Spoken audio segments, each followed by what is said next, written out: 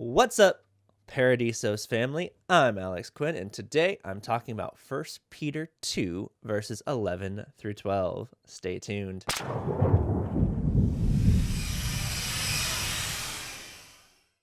That's right, guys. Today I'm changing it up. I'm just talking about a Bible verse from 1 Peter 2, 11 and 12.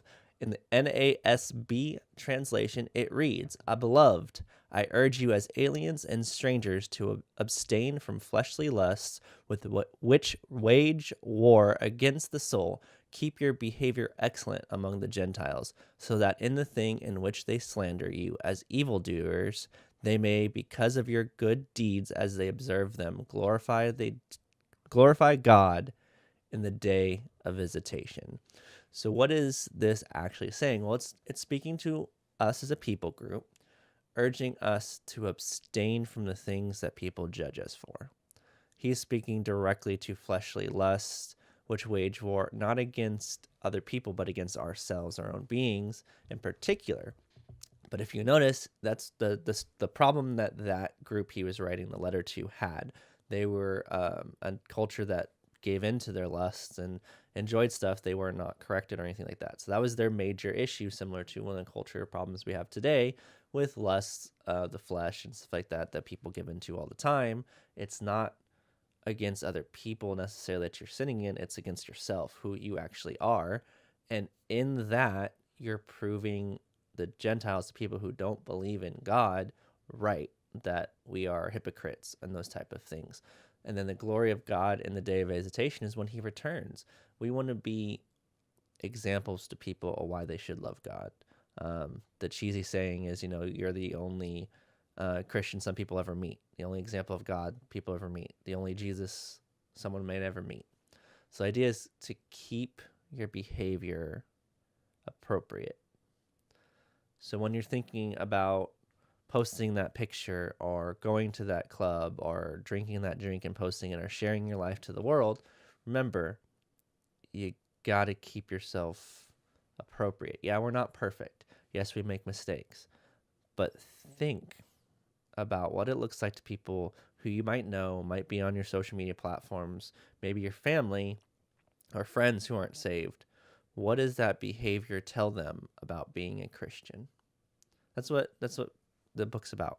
All right. A lot of the 1 Peter 2 is about our example to the world.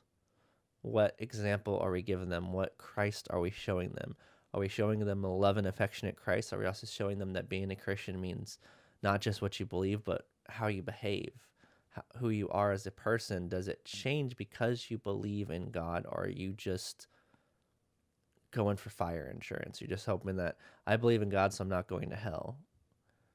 What is your reason for believing? I really want to stress this. What this is telling us is we need to set an example for the people around us.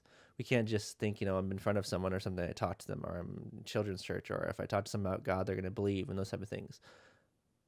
You have to understand that when someone looks into you, no matter what for, a job, as an example of Jesus or Christ to them, because Christian is little Christ, you're supposed to be like Christ. What are we displaying? Is our behavior excellent to them, so that when that glorious day comes when Jesus returns, were we the appropriate example that led people to him, or were we the example that proved people right that a lot of Christians are hypocrites and they may be judgmental about something, but they behave in it anyways?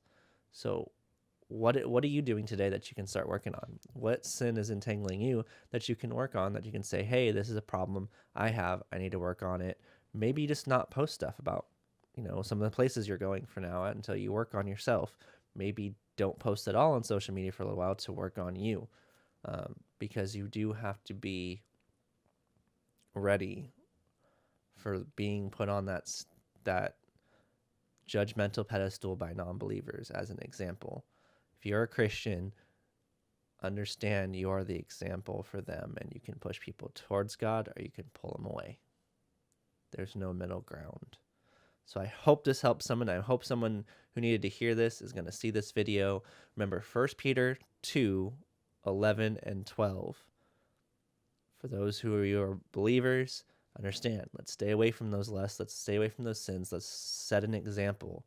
All right. If that's might be what you need in order to abstain from some sins, then remember, you are the example. Even in your most private moments, you're an example. When you're sharing those things on social media, you are an example to other people who may not believe of what it looks like to be a Christian.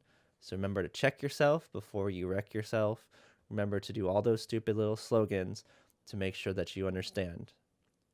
We are some of the only examples that some people ever have of what it means to be a Christian, especially those who will never walk into a church.